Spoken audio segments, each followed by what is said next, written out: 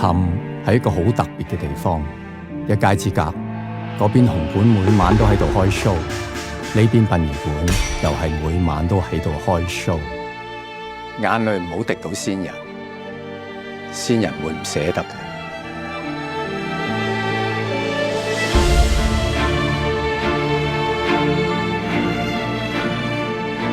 生人嘅感受先至係最重要。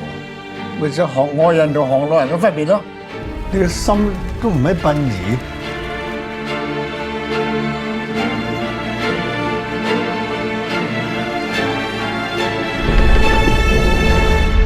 我就係負責超度先人，我哋行街就負責超度生人。生人點會超度咧？你不知所謂。